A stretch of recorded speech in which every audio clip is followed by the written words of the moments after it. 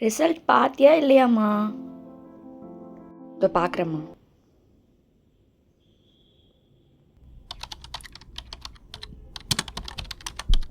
Oh my god. Oh my god.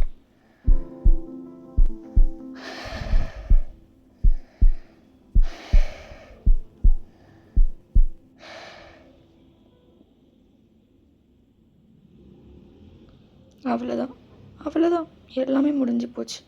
என்னோடய efforts எல்லாம் வேஸ்ட்டாக போச்சு.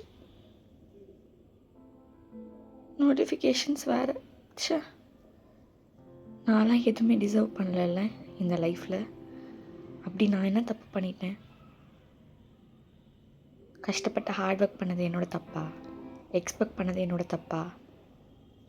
நான் போட்ட ஹார்ட் ஒர்க்கான எக்ஸ்பெக்டேஷன் கூட பண்ணக்கூடாதா இந்த வாழ்க்கையில்?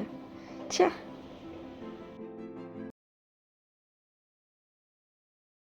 2 வருஷம் நான் பண்ண சாக்ரிஃபைஸ்லாம் வேஸ்ட்டாக போயிடுச்சுல. ஸ்லீப்லெஸ் நைட்ஸ், எவ்வளோ கஷ்டப்பட்டிருப்பேன், எவ்வளோ பெயின், எவ்வளோ டியர்ஸ், யார்கிட்டயோ சொல்ல முடியாத கஷ்டம், மார்க் வரலனா அந்த ஒரு கஷ்டம், பேரண்ட்ஸ் கிட்ட கூட சொல்ல முடியாது, health issues and beyond that எவ்வளோ பெயின். ஒரு 16 and 17 year old பொண்ணா யாரும் பார்க்க முடியாததெல்லாம் பார்த்து இவ்வளோ சாக்ரிஃபைஸ் பண்ணதெல்லாம் வேஸ்ட்டாக போச்சுல.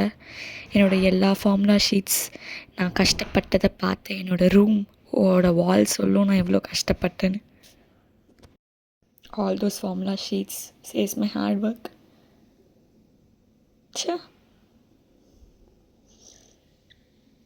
Okay, at the end marks doesn't matter, the efforts matters. என்னால் முடிஞ்சதை நான் கொடுத்தேன்.